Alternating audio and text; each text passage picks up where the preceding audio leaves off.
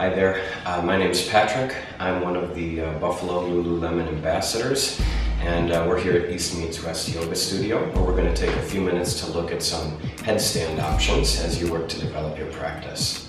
So we'll start by coming down to a table pose. And what I'll do is first I'll show you the pose, and then I'll take you through a little preparatory work, and then see about making our way back into the pose once we've looked at ways that we can prepare for the inversion. So you're going to come to table pose, and then from here set your elbows right underneath your shoulders and interlace your fingers. Good. And different systems teach this different ways. I come from the Ashtanga tradition, so that's why I use this hand position. You may work with something different, that's fine. As you inhale, you're going to set the back of your head in your palms. Stay for the exhale, and then inhale, curl your toes under. And as you exhale, you're going to walk your feet closer to your shoulders, setting your hips above the shoulders as much as possible. And then inhale, nice and easy, go up. You want to be able to see both of your elbows or else they're too wide. You want to squeeze your legs together and point your toes.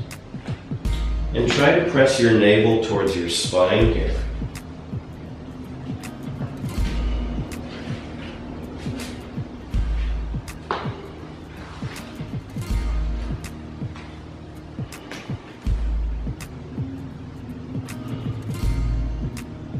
So we take about 15 breaths upright,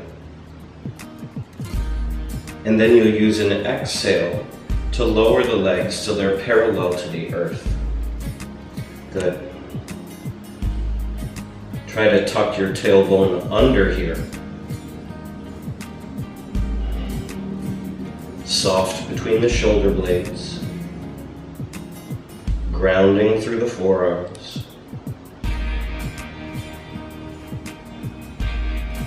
Good. After about 10 breaths, you'll use an inhale to take the legs back up. And then as you exhale, hinge at the hips, bend your knees, and bring them towards your elbows as you lower all the way down to wide knee child's pose for the next few breaths.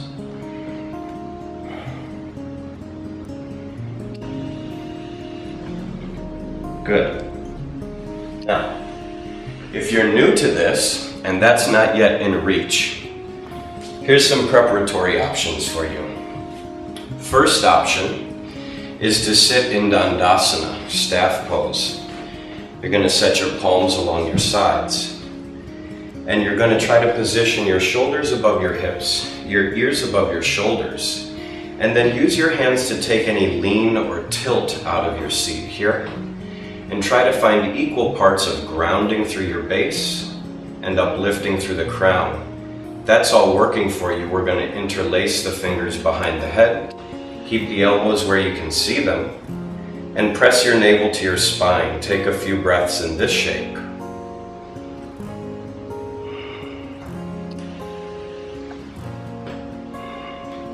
Keeping the back of your neck nice and long. Good. And then when you're ready, release your hands, inhale. Here's another prep, lotus pose. Take your right knee out wide. Bring the right heel towards your left hip crease. Do the same thing with the left leg. And if you can, get the soles of your feet pointed up. And then just rest the backs of your hands on the tops of your knees. Connect the index fingers to the thumbs, yoga mudra. And again, we want to position the shoulders above the hips, the ears above the shoulders. Try to record this sensation and take a few breaths.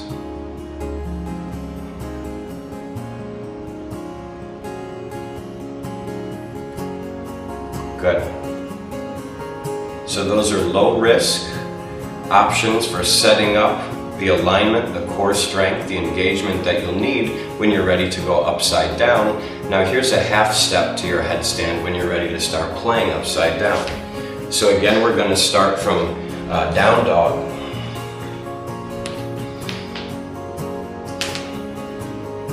And come down to your knees. You're going to place the elbows underneath your shoulders and again interlace your fingers. Again, we're going to set the back of the head in the palms, curl the toes under, and then walk your feet forward towards your shoulders until you don't feel like you can go any further. And you can just stay here for a couple of breaths.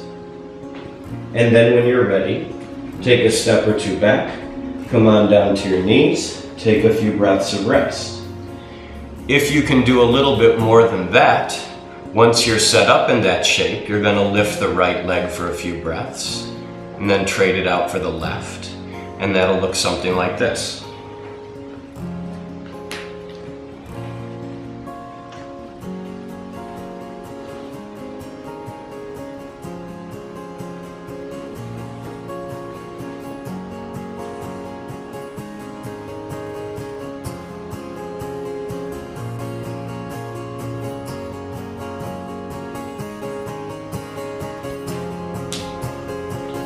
Good. Last piece. If you've got a wall handy, set yourself up at the wall, and when you position your hands, you want to leave yourself a good 4 to 6 inches from the surface that you're using as your support. And the setup is the same here. What we're going to do is go up using the wall, and then we're going to take the right leg away from the wall and put it back.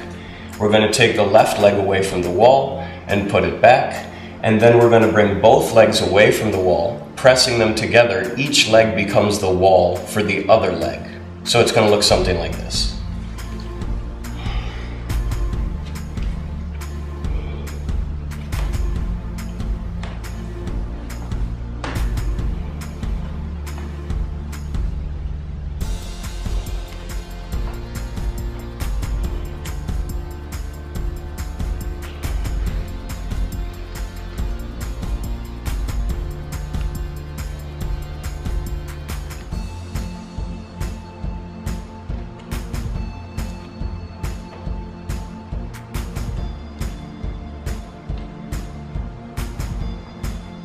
Squeezing the legs together, pointing the toes, forearms glued to the mat.